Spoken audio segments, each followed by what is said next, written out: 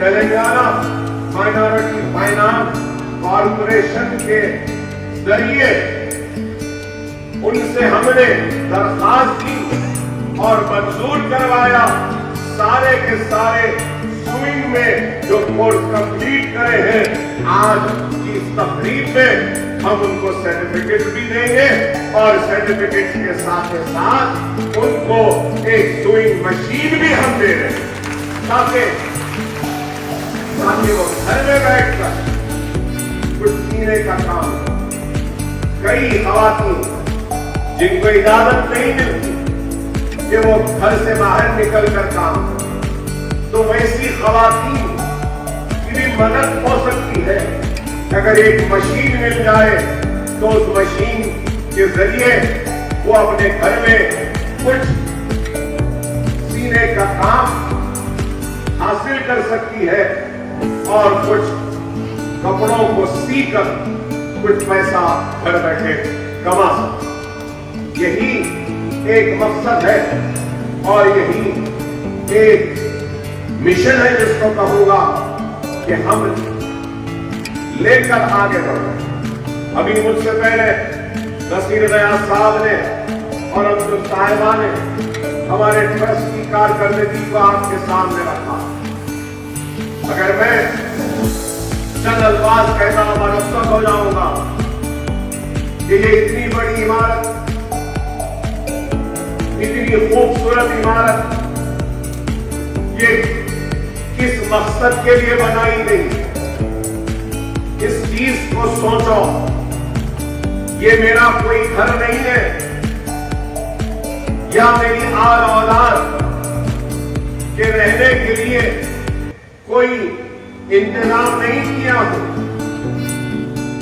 अगर मैं चाहता तो ये इमारत पर जितना पैसा लगा, ये जमीन खरीदने में जितना पैसा लगा, इस पैसे को अपने आप के ऊपर, अपनी औलाद के ऊपर या अपनी ख्वाहिशात के लिए भी खर्च कर सकता था।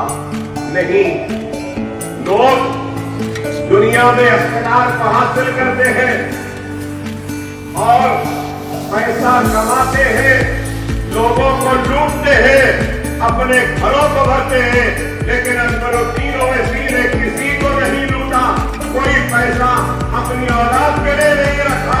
अगर कुछ किया है तो आपके लिए किया। जिस मदरसे में ये इमारत कितने में बनी किसी को अंदाजा है?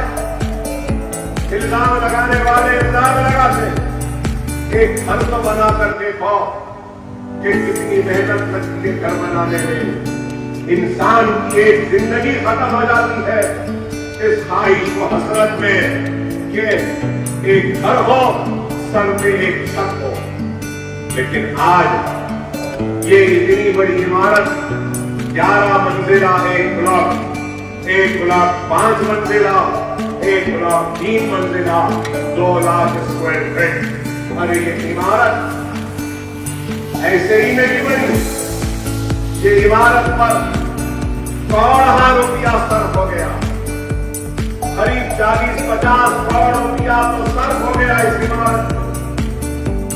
आप अंदाजा लगाओ, अगर अकबर ओवैसी बेईमान होता, झूठा होता या धोखेबाज होता या पैसे से मोहब्बत करने वाला होता तो गरीबों के लिए इतनी बड़ी इमारत खड़ी कर नहीं था। अरे हमने दियानतदारी से, पूरी ईमानदारी से, पूरे इखलास के साथ काम किया। चाहे हमारा हल्का हो या ऐवान असेंबली हो, हमने पूरी दियानत के साथ आपके एक वोट का हक अदा किया, तो आपकी एक दुआओं का भी हक अदा किया। हमने कभी अपने जिम्मेदारियों से लापरवाही नहीं।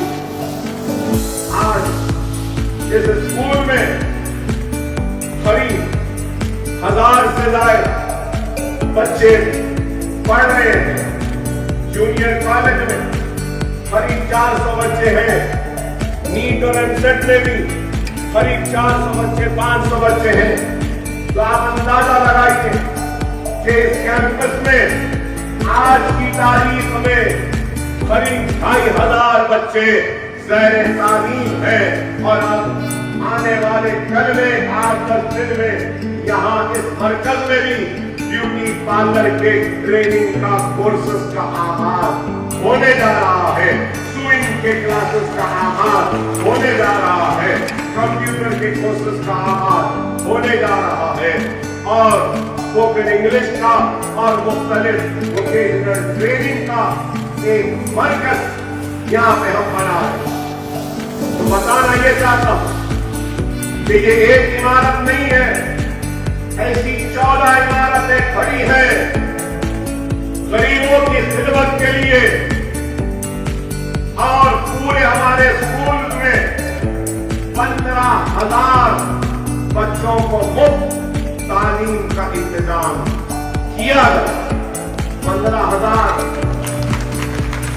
हर एक भाई अपने दूसरे भाई के बच्चों को पढ़ाने की जिम्मेदारी नहीं लेता।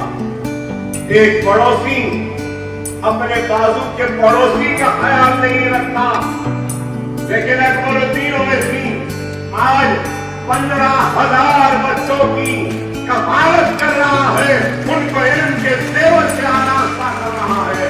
तो क्या ये अपने आप में एक बड़ी मिसाल नहीं है? आज मजबूर होकर मुझे बोलना पड़ रहा है क्योंकि लोग हम पर इल्जाम लगा रहे हैं और उनसे सवाल कर रहे हैं कि क्या किया तुमने। मैं उनसे सवाल करना चाहता हूं कि तुमने क्या दिया है, क्या किया है? क्या एक भी इमारत बनाई है? सिर्फ बातें करते हैं, सिर्फ इल्जाम लगाते हैं, कानों को खुश करने की बातें करते हैं। अरे कानों को खुश करने के बजाय जिंदगियों में खुशहाली लाने का काम करो, जो काम हम करो।